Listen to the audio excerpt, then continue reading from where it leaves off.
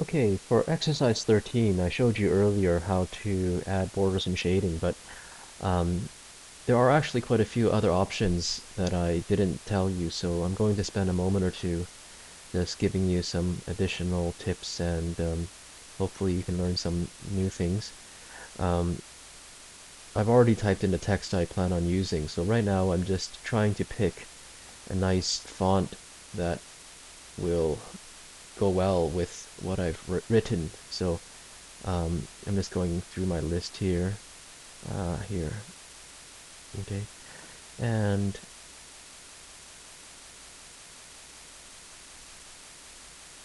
okay, so I've typed in the text. Like usual, I'm just going to add some spaces in between in case I decide later to um, put more things inside. But um, I'll highlight Christmas party. I'll go to format, borders and shading, and borders. I can pick a box, okay, and usually the style that's chosen is just a regular line, but if you go down this list here and scroll, you can actually see there's quite a few different styles. And the color, usually it's black or automatic, but I can pick a Christmas themed color and select that. And 3 point, I think it's stuck at 3 point.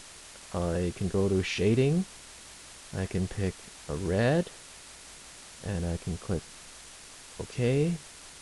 And see, it's given me a red shading and a green striped border. I'll press enter in front of Christmas, enter after party, and there you go. I can also highlight that and go to borders and shading, borders, box, and choose a different style,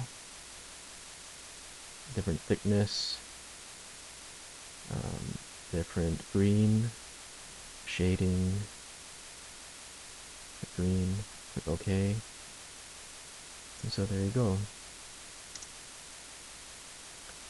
And highlight this, format, borders and shading, go to borders, shadow, about a red color. How about this time use a dashed line and make it 3 point. In shading, you can pick baby blue, click OK. Okay. And I can highlight this, format, borders and shading. Maybe this time I won't choose a border, just click none. And shading, maybe this time I'll pick orange. Click OK. So there you go. I've made a nice little sign, a multicolored sign. That's um, quite attention getting. Okay, but hold on. I can also go up to format, borders and shading. And we learned about borders and we learned about shading, but if you click page border, you can actually add a box around the whole document like that. But instead of just having lines and colors, you can even do the following. Go to page border, art, and if you click the down arrow, you'll see that the computer has a small collection of different patterns and edges and little um, pictures. And so we can find one that's appropriate for Christmas, and we can make those pictures smaller or bigger by adjusting the width. I'll leave it at 31 point. That's the biggest size you can select. And I'll click OK.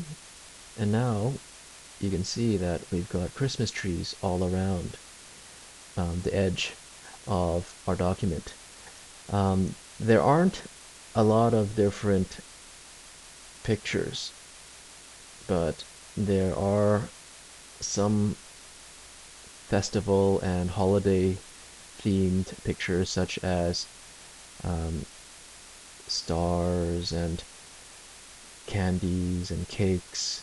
So you may be able to pick something, even hearts for Valentine's Day. You might be able to pick a picture that will enhance your document from this list here. Okay, So anyway, this is just for fun. Um, I'm not going to get you to do it, but if you wish to, you can try it out. And for this one, I'll just call this file 13A because it's not an official assignment. It's just for demonstration purposes. Okay, we're done.